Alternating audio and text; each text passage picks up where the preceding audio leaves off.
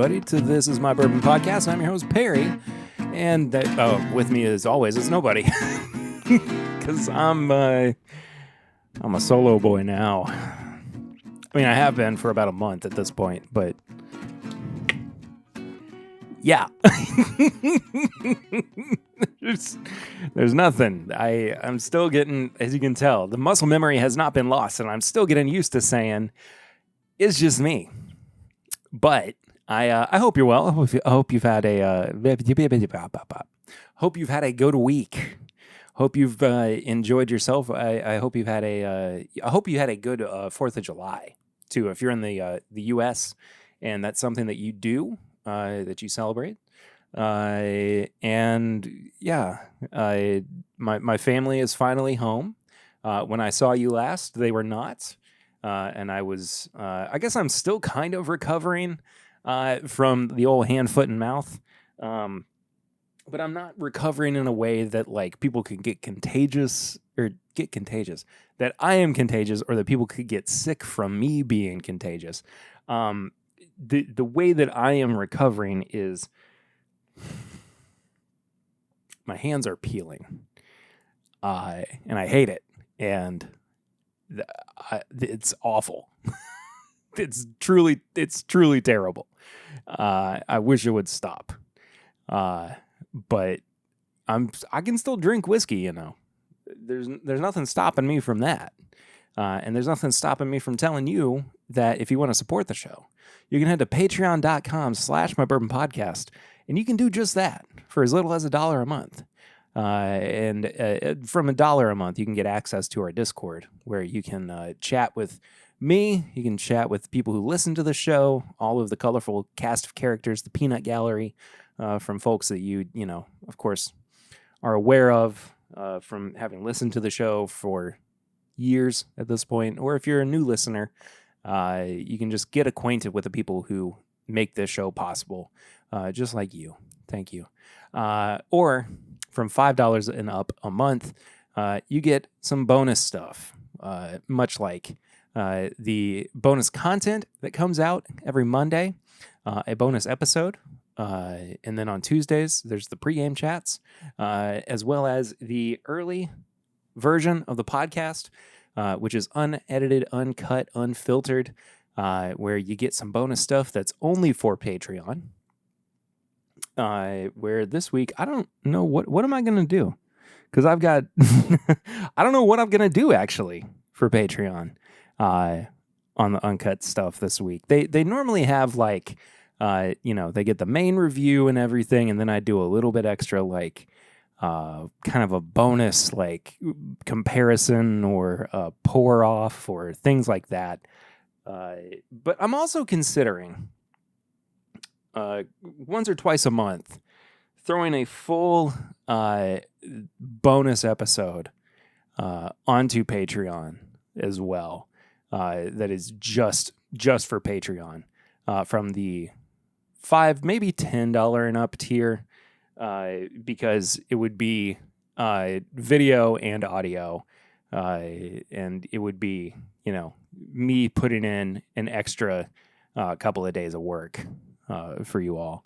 But anyway, I just thought it would be, you know, something special to put on there as well, with like just full like extra review, extra like everything that you normally get, but it's just for Patreon. So I think it's possible. I think it's doable, and something that I've been considering for a little while. But anyway, we appreciate everybody who is on the Patreon. Once again, patreon.com/mybourbonpodcast. $5 and up, bonus content.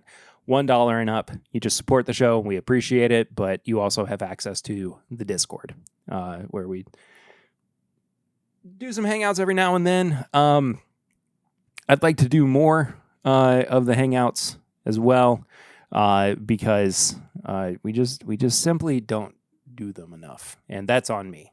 I own that. But we'll do more of that. Normally, kickoff episodes with a segment known as Flying Blind. However, this is a very special episode because There is a man who made this episode possible, who formerly was a long-running part of this podcast and is no longer part of it.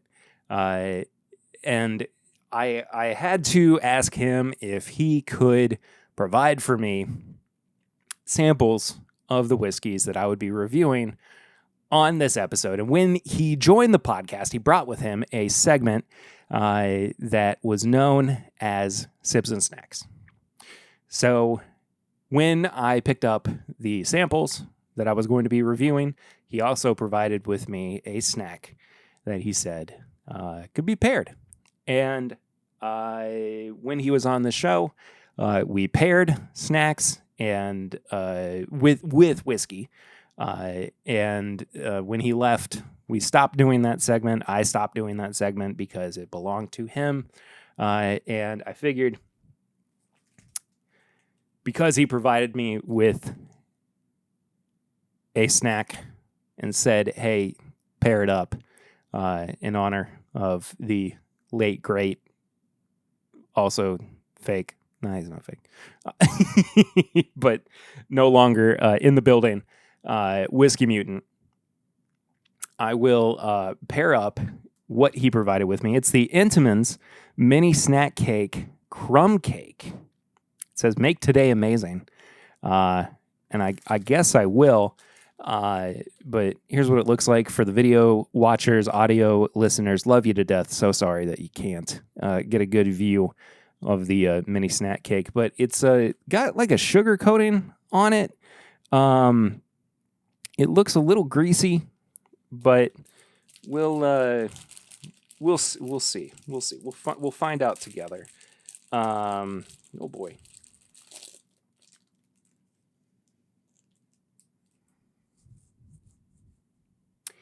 That smells pretty amazing. It smells like it's kind of shortbready. And I'm wondering, I'm of two minds about this so far, even though I haven't taken a bite yet. I'm wondering if we might be going towards like an Elijah Craig barrel proof or just Elijah Craig in general for this. I don't know. Either way, here's what it actually looks like for the video watchers. But it's a kind of mountainous little snack cake, about 2.5 to 3 inches squared. Sorry, this is for the audio listeners, so they have an idea of what it is I'm getting into. It's so cinnamon heavy. I don't know. Maybe Elijah Craig barrel proof isn't right for this. I don't know. I'm questioning. It. Like the highest proof might not be the best choice for this. One of the lower proof ones might be closer. I don't know. I'm gonna take a bite and we'll see. You know what? I'm gonna throw a curveball here. I think I was wrong. This is the education that I got from the Whiskey Mutant too. This is not. Oh, but there's like a lemon note too. That's weird. This is not intended for bourbon. I don't think. We might be going in two different directions here. This could either be a wild turkey bourbon, or this could be a rye. And I'm kind of leaning towards a rye. So I'm going to try the bourbon first. And I'm just going to go with Turkey 101 8-year because it was sitting right next to me, and why the heck not? I'm also going to just take a little bit off of this so I can do a pour over in a second. Whiskey Mutant patented pour over. This might not be right. We're going to see, though. We're going to see. Not bad. Not bad, but not it. Ooh. Here we go. 15 stars fine aged rye. The Founder's Reserve. This is a newer product that they kind of recently sent to me for review.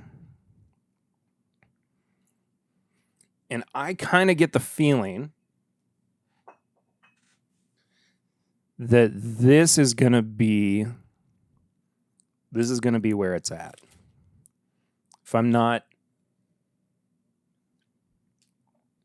mistaken, I might have found the correct move here. Okay. We're at least in the right direction. Let's check this out. You know what? I think the turkey was actually the better move.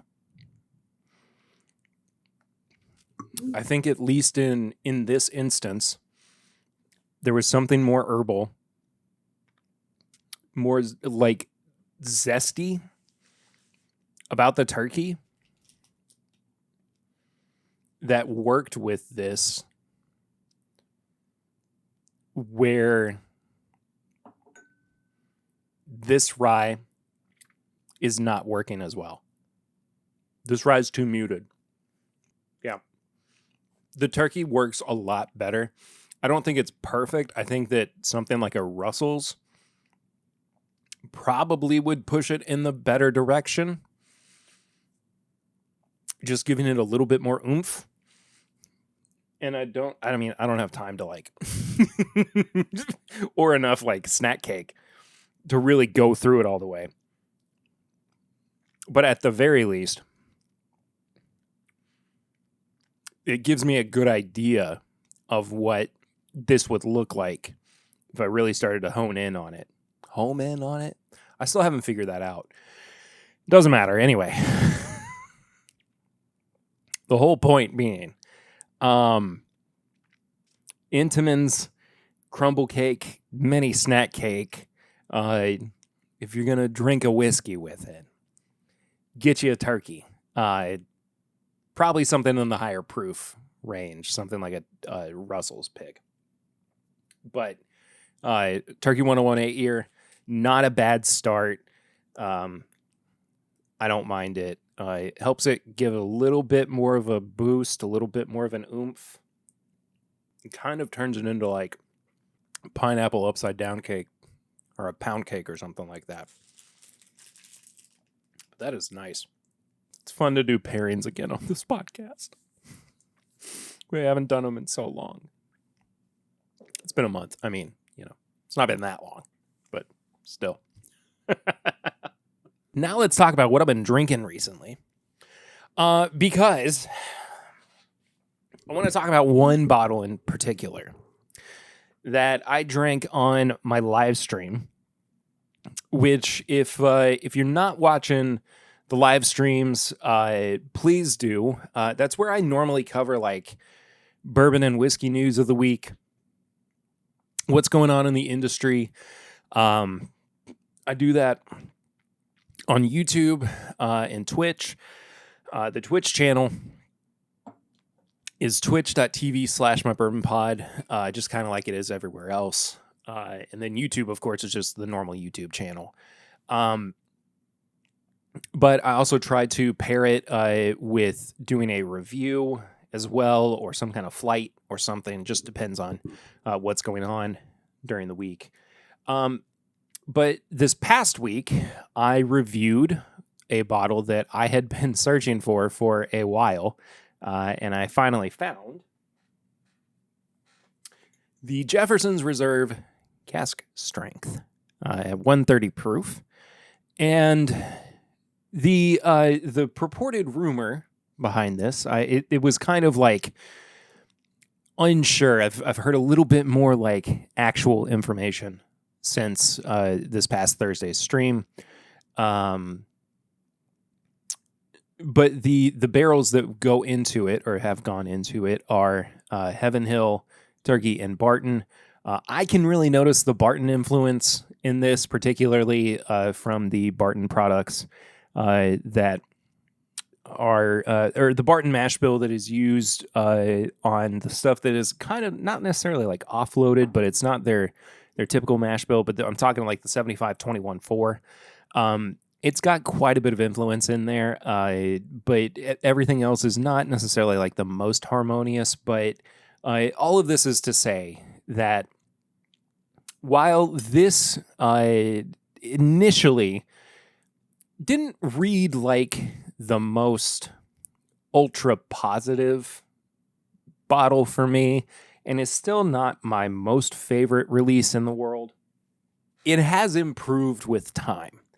And there are instances where I don't always like. It's not to say that I get it wrong, but first impressions are not always the most accurate ones. And this is not even a like neck pour thing. Are neck pours real? Yeah, I think so. But that's a fun debate to have. But I think that like there is a world of good in some cases that can come from letting a bottle sit with air. And to me, this was one that definitely needed some air. And it really, really helped the flavor profile develop. And I'm not saying that like it bumped it up. So my initial score when I reviewed it on this past live stream was a 12 out of 20. So if you're familiar with the show, or even if you're not, you know that, well, okay, I didn't phrase that right. If you're familiar with the show, you know our rating system, but if you're not, it is nose, palate, finish, and price with a each score being out of 5 and a final score out of 20. And I was like, I feel like I need to give this bottle a rating. And I don't normally do it on live streams. Like it doesn't always feel like it's the most conducive to a live stream setting. Because I can kind of like craft things a little bit better on podcasts and I can make them go a little bit quippier. But on live streams, it's like I'm sitting here and I'm having to like do the math and I'm having to talk about it. But it felt like I needed to be more like more defined with this review. So it came out to a 12 out of 20. And part of what really hurt it was, really just across the board, it was not performing particularly well, where it was just kind of going flat more than anything. And again, like the more that I go back to it, the more I'm like, that doesn't accurately reflect how I feel about this now. And I think that like I could probably do this for just about every product that I've reviewed on the show. But this one in particular seemed to stand out to me, not because I'm like being told by anybody, hey, you need to go and like change your score. It's just because like I just really didn't feel like after having gone back to it multiple days in a row, I mean, like I'm recording on Sunday and that was Thursday, so 3 days ago, that it's the same bourbon, but different enough that I'm like questioning that score. So is a 12 out of 20 appropriate? No, I definitely don't think so. I think it's probably closer to like, and this is really splitting hairs in some cases, but it's probably closer to like a 14, maybe a 14.5. And like that's the, that's the issue with this rating system in some cases. Like, it can be really helpful in some capacities, but it's also very granular in others. But all that being said, though, I don't dislike the Jefferson's cast strength. I just it's not. I had a lot of like expectations for it, I guess, and going back to it, or drinking it on the first occasion, I was like, I don't know about this. But going back to it quite a few times over the past few days, it's been quite good, and something that I feel like is definitely worthy of the $70 price tag, too. And especially the fact that, like, if it is a limited release, I think that, it's going to show people that, it's worth a little, not necessarily like a hunt, but, keep your eyes out for it at the very least. Like, this was a bottle that I was constantly kind of checking my liquor store apps to see if it was there. And finally it showed up at Total Wine. And I'm happy that I went and got it when I did, because if I had waited like maybe even 5 or 10 minutes longer, I wouldn't have gotten it because it was the last bottle that was on the shelf. So also maybe this is like an early tips and bits. Like, if you're waiting on a bottle, don't wait too long.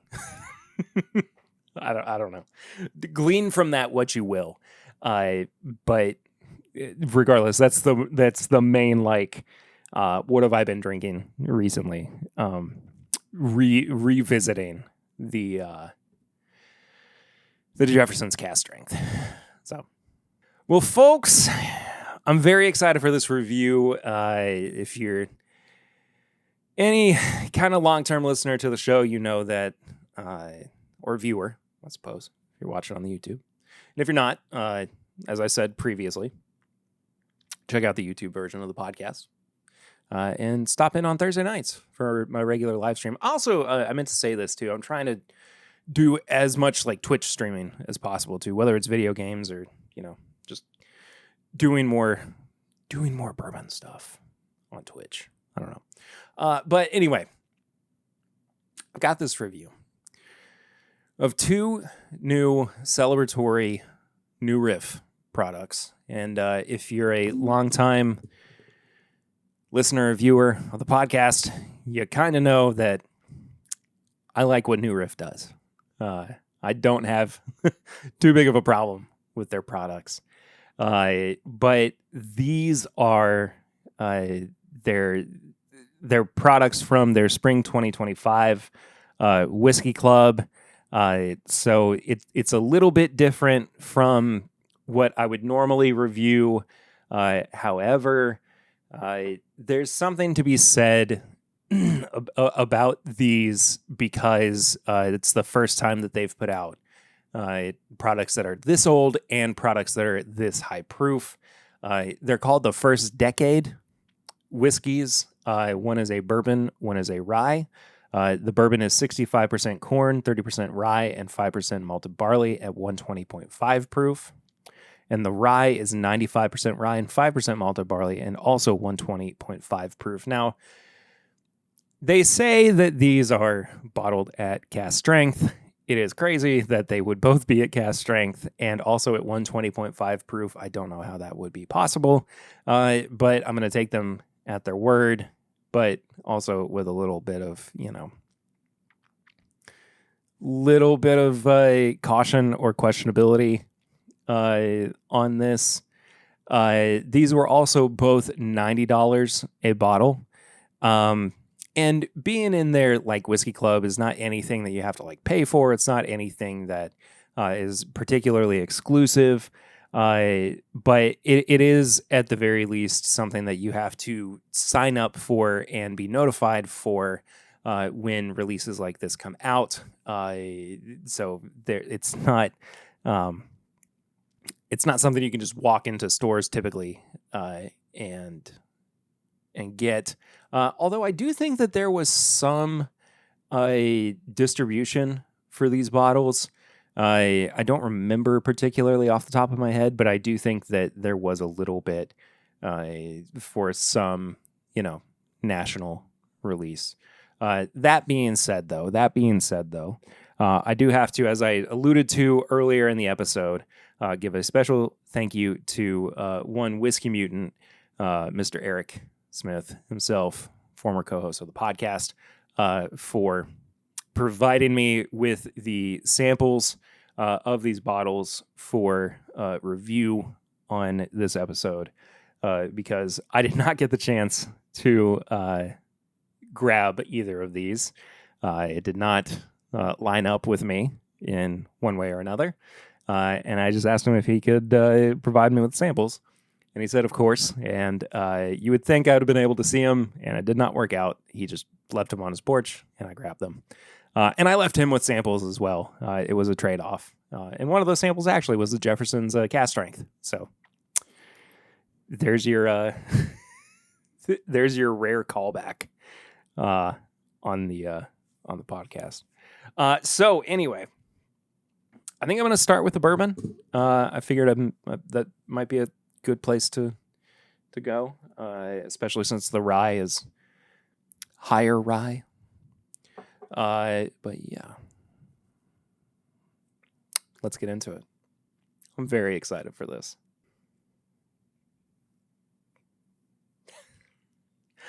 All right. So let's start with something that I think is pretty important to note about, and I use this designation not necessarily from a point of like negativity, but at the very least, like this is the designation that a place like New Riff might still have in a lot of people's minds. They are not necessarily a heritage brand, right? In the way that a place like Jim Beam or Wild Turkey or even Buffalo Trace might have. So I think by and large, a lot of people hear the name New Riff if they are familiar with whiskey brands and say craft distillery. And even though they might meet the terms and conditions for what would exceed craft distillery by Kentucky standards, they still, by all people's, consideration, could still be like a craft distillery. And I think that, and this is not necessarily like a knock against them, as I'm trying to iterate here. There is still like a quality to some distilleries, like New Riff, like Wilderness Trail in some cases, that identify themselves as not mass-produced in the way that places like Jim Beam, like Wild Turkey, like Buffalo Trace are. So they allow themselves the opportunity to be more selective with the barrels that go into a product like this. So whether it's from higher in the rick house, whether it's from the center cut of a rick house, but they definitely still are like a little more finely tuned, and B, there's a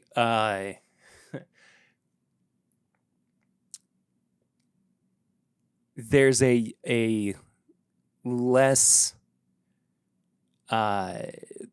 polished aspect to them, because these are not the push a button and everything happens automatically kind of places. These are, well, we are doing everything by hand. We're doing everything because this is our passion project kind of vibe to it. I hope that makes sense.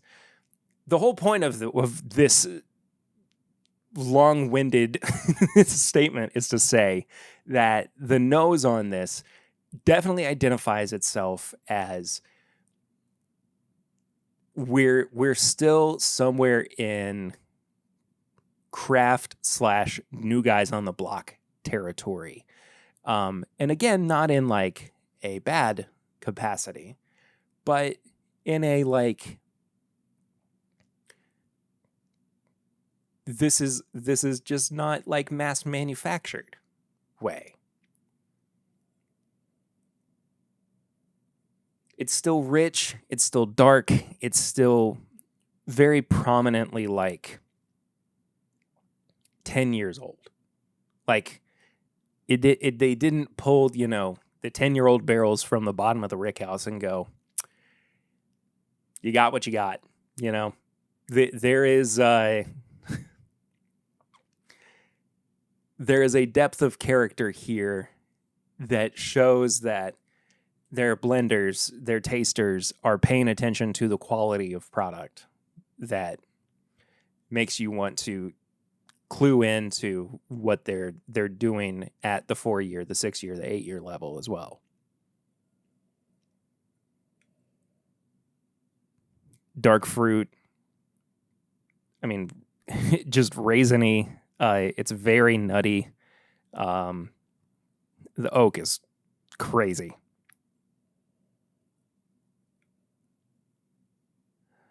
But also, like, there's still some, lighter, more refreshing notes as well. I mean, there's a little bit of stone fruit. There's a little bit of honey. There's a little bit of, French vanilla as well. Overall, a very deep, complex, rich, well-developed nose. I hope you cheers with me too. There is so much on the front end of that palate. Hang on. I gotta take another sip. I do a little bit of a chew, and it brings out a lot of heat. But it's not just on like a regular sip flat. I was really just kind of curious what was going to happen if I if I chewed into it. And it's intense, man. It is an intense 10-year-old bourbon. With an insane amount of oak. There is not a lot of balance, I would say. But it's not bad by any means. I mean, I'm very much enjoying this. I think I'm just like I'm trying to like clue into what's going on here because I want this to be as good as possible because of how big of a fan I am of New Riff. And I'm also not gonna go like, hey, I'm gonna give this a pass just because I love New Riff. I want this to succeed as well. This like cherry Kool-Aid flavor that's floating around on the back end of the palate into the finish is crazy.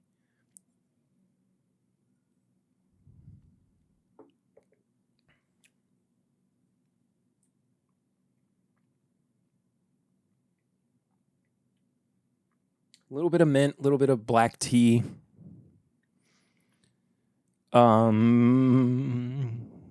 Honeysuckle. Definitely some clove as well. I mean, it is packed with flavor on the palate. And the finish goes really heavy too. I mean, just from a standpoint of like, does it deliver on flavor? 100%. From a balance standpoint, I think it could really use something from like a bottom of a rick house to help it get a little bit lighter. But this is definitely a showing of like, hey, we have 10-year-old barrels. So we want it to be big and dark and, intense. And it succeeds in that for sure. All that being said though, I mean, I'm enjoying it for sure. I mean, I am as if you don't know like my palate, I am one who typically enjoys a darker, oakier profile. And this even goes like a little bit further beyond what I enjoy in some capacities. But, you know, I'm not always like reviewing things based on what I enjoy. It's based on the inherent quality of it, I would say. Yeah, this is really interesting. I'm kind of surprised by this more than anything. I'm really taken aback by like what seems to be some of the intentionality behind it, as opposed to like what they were going for of the overall quality. Maybe I don't know. It's difficult to say for sure without actually talking to them one-on-one. Maybe we'll try to get somebody from New Riff to discuss it, which would be nice. I haven't talked to anybody from New Riff in a while on the podcast. So we'll work on that, because I need to know more. I need to know more about the actual development behind this bourbon. I'm trying to make mental notes on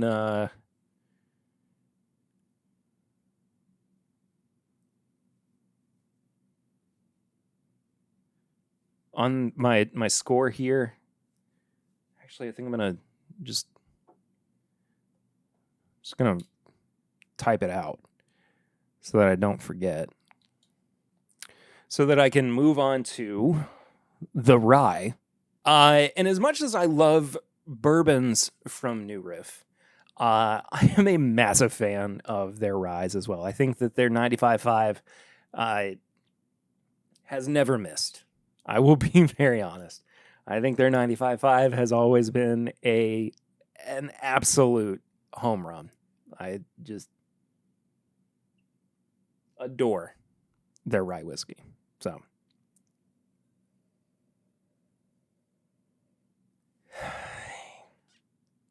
this might suffer from a little bit of the same over oakiness, but at the same time, I mean, it's not too indifferent from its same like DNA at a core level.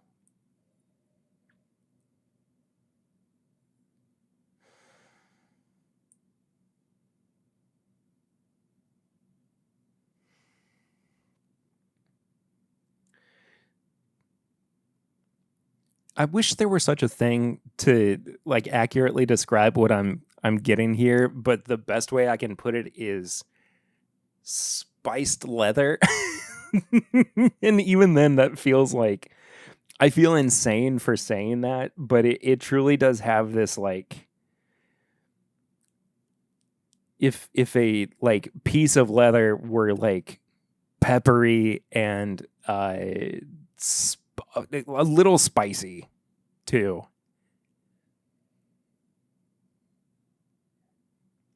I mean, there's quite a bit of alcohol burn on the nose as well.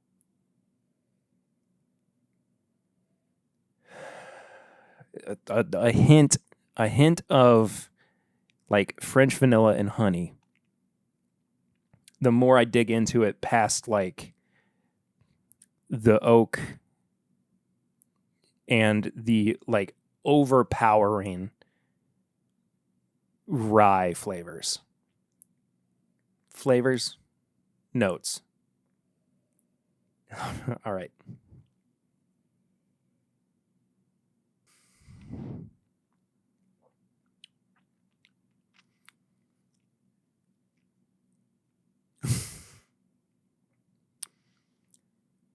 Oh, okay. Okay. Now, where the bourbon was frustrating in some of its lack of balance, this is one of the more balanced whiskeys I have had in a long time.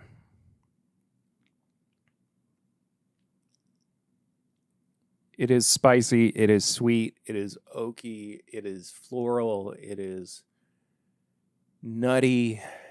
It is honey.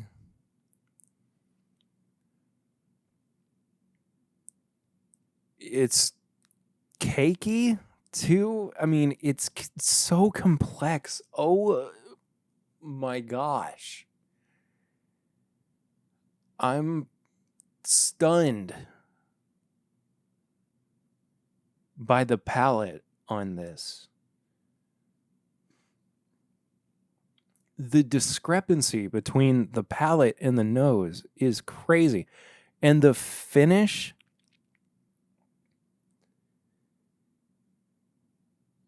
is near infinite.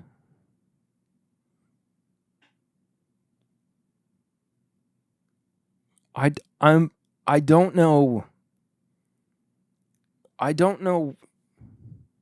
First of all, sorry, I didn't cut that either. I'm leaving that little moment in. I don't know where the palate ends and the finish begins because it just keeps going. And the finish still has not stopped. It's unbelievable. This is like elevated past like New Kids on the Block. This is like expert. We've been doing this for a century plus level of craft quality rye whiskey. Even the nose is getting better as the palate.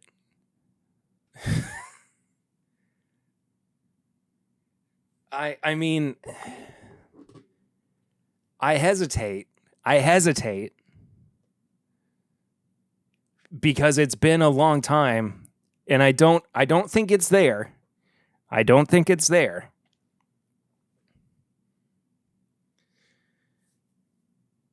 But it's pretty daggum close.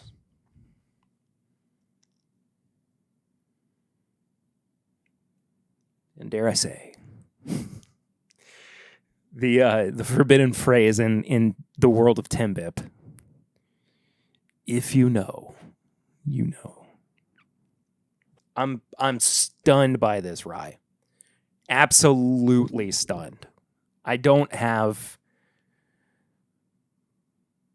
any other way to put it other than I cannot believe the level of quality that this rye whiskey brings to the table.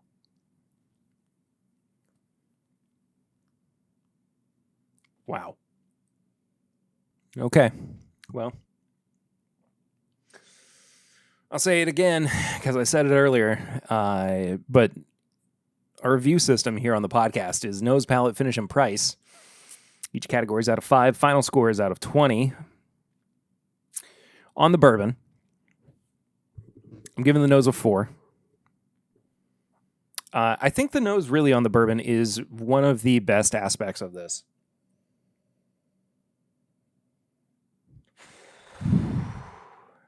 That is an absolutely spectacular nose. I mean, truly, truly. What's so crazy to me about both of these whiskeys, about both the rye and the bourbon, is the consistency that they give between the palate and the finish. They both stay pretty much exactly the same. And I'm shocked at A, at that fact, and B, that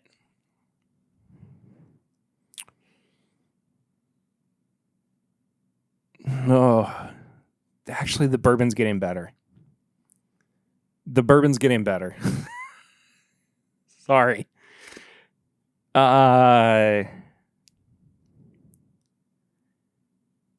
Dang. That sip actually pushed the palate and the finish up a half a point. Nose, palate, and finish are all 4s. and the price is a 4.5. So we got us a 16.5 out of 20 on the bourbon. It's incredible. It really is. At first, I was at a 3.5 on the palate and the finish. It was starting to express itself a little bit more towards the light side, which was my biggest complaint, of course, that it needed more balance. And I think a little bit of air helped it out.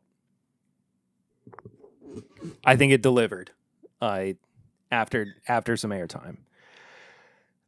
So a 16.5 on the bourbon. The rye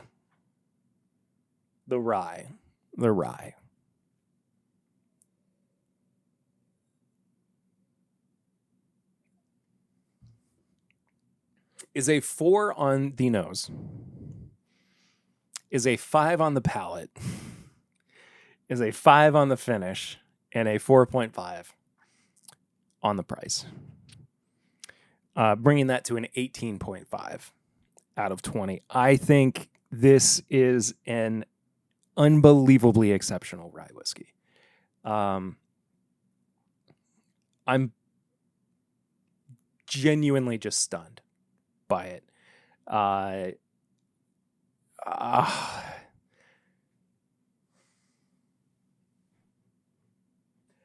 wish I had samples of them both when they first came out, so I could have reviewed them prior to the release.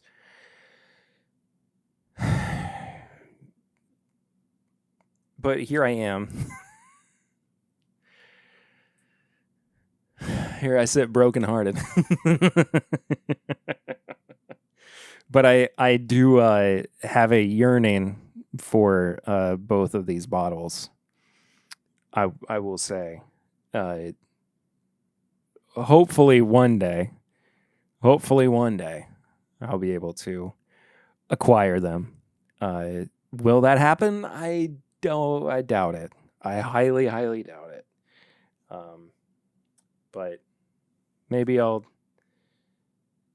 get lucky somehow, and I'll just walk into a random store and they'll be sitting there for $150 each, and I'll be like, you know what's really burning a hole in my pocket? Just a random $300.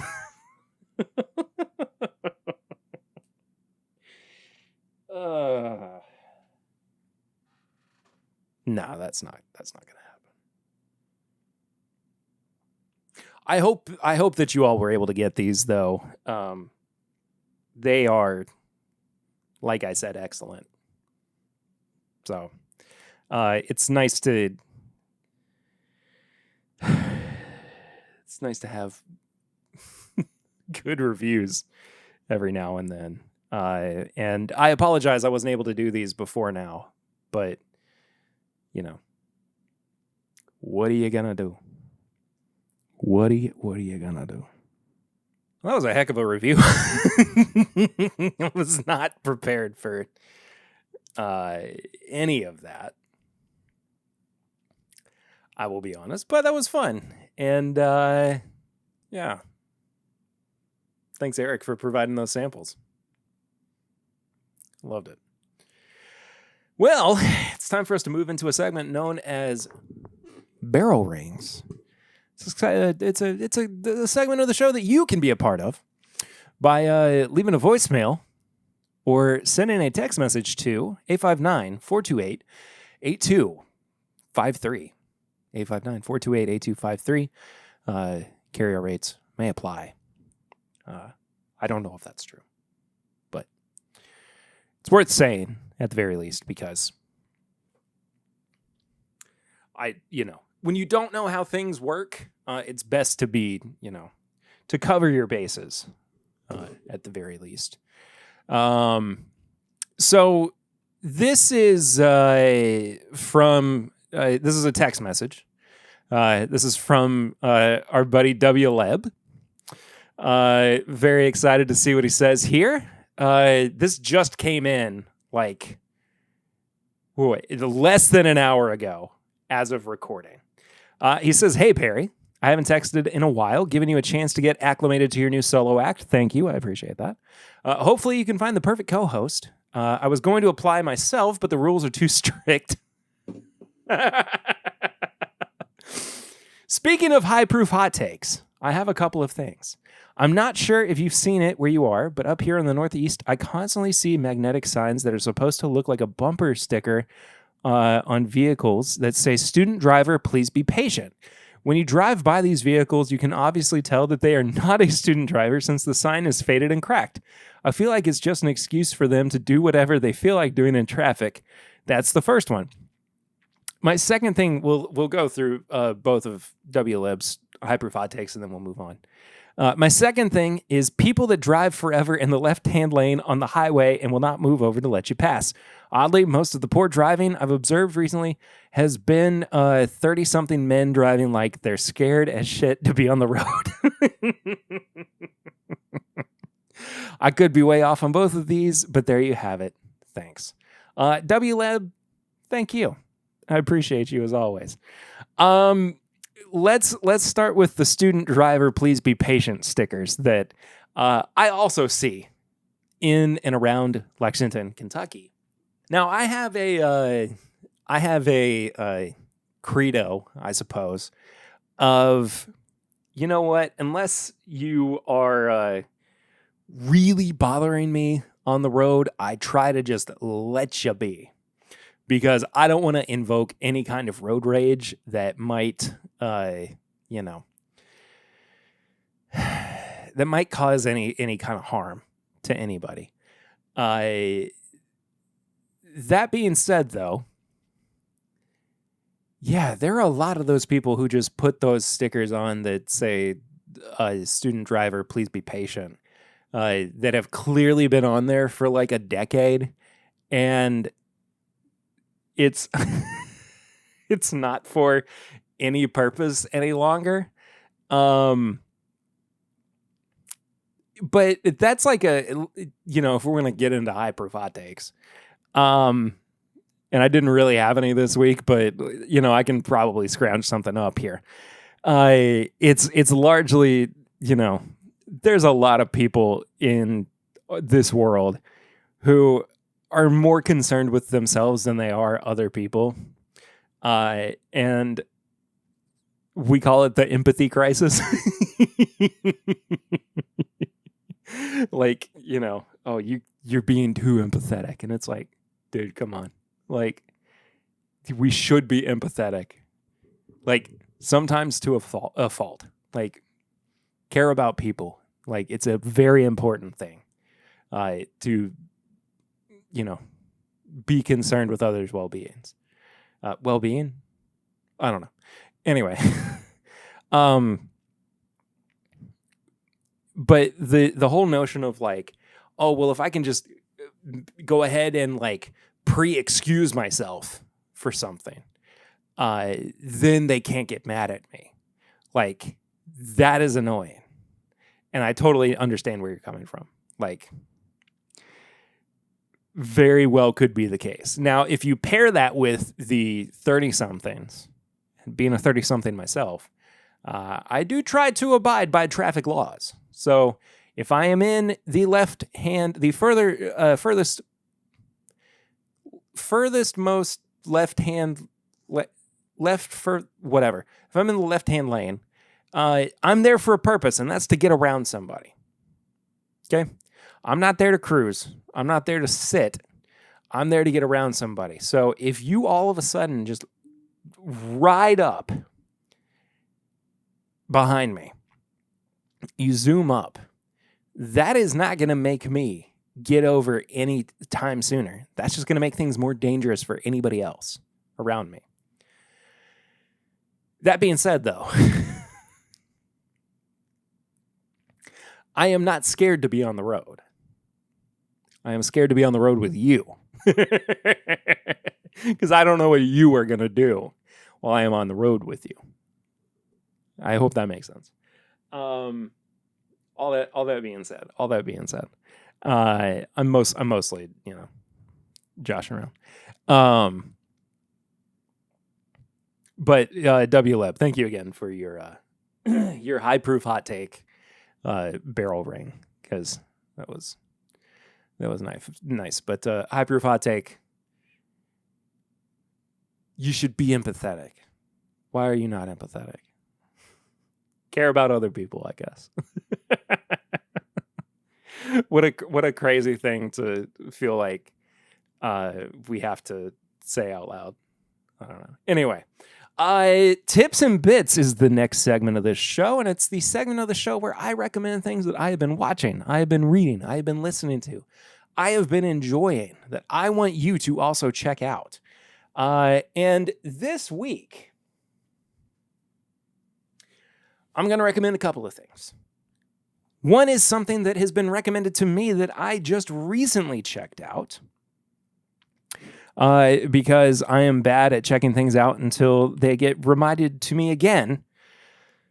And then I go, you know what, it's finally time for me to check it out.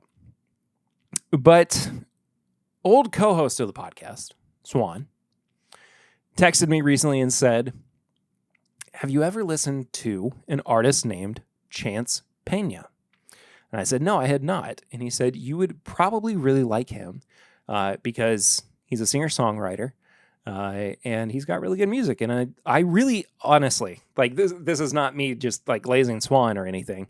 I really appreciate Swan's opinion on music. Like, I think he has really good music taste.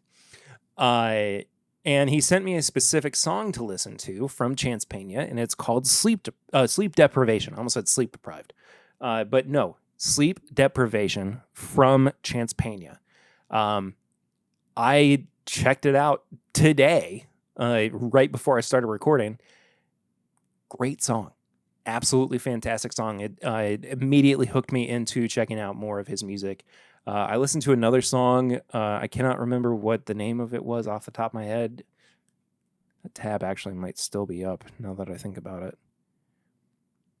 I Am Not Who I Was. Look at that. It actually was still up.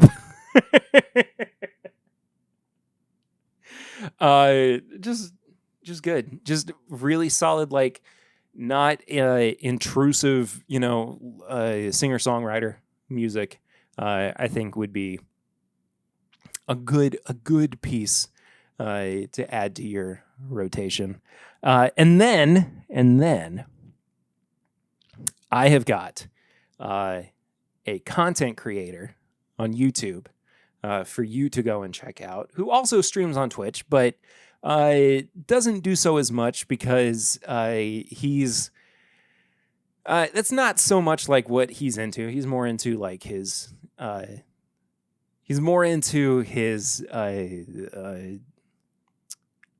produced content. But I found him through one of my favorite streamers. And I was thinking about this guy. I was thinking about Will Neff, who I've said is, one of my favorite streamers on Twitch. And I had this realization the other day that Will Neff is probably like, if you watch people on Twitch, he's like probably your favorite streamer's favorite streamer. Like, he just is funny. He is engaging. He is one of the easier streamers to be a fan of, but also like he loves film. He loves comedy. He loves video games, just a wide range of like what he does. And then Will introduced me, and by way his audience, to this food reviewer named Joe is Hungry. And Joe is a resident of Georgia who does some of the most highly produced content I have ever seen for food reviews. And it is so snappy and fun, and there's an underlying tone, and I'm not going to like say what it is here, because I want you to go and watch a lot of what Joe does and see if you can figure it out. from his content. There's an underlying tone to what Joe does that is not necessarily glorifying fast food, but there's a bit of a twist to it. So go check out Joe is Hungry and tell him my Bourbon Pod sent you, because he knows. And there's a chance before too long that we're going to be doing some kind of collab with Joe. Just saying. I'm just saying. We're going to figure it out. We're going to figure it out. But I'm also going to figure out how to get into this segue, and that segue is letting you know that you can support the show by heading to patreon.com/mybourbonpodcast. For as little as $1 a month. $1 a month at least gets you access to our Discord. $5 a month and up gets you access to bonus content that comes out every single week. There are other tiers on up from there, other kinds of rewards and things. But $5 and up, that's where the actual real rewards start. You got a bonus episode on Mondays. You got the pregame chats on Tuesdays and early access to the regular podcast on Tuesdays as well. You can follow the show on social media at MyBourbonPod.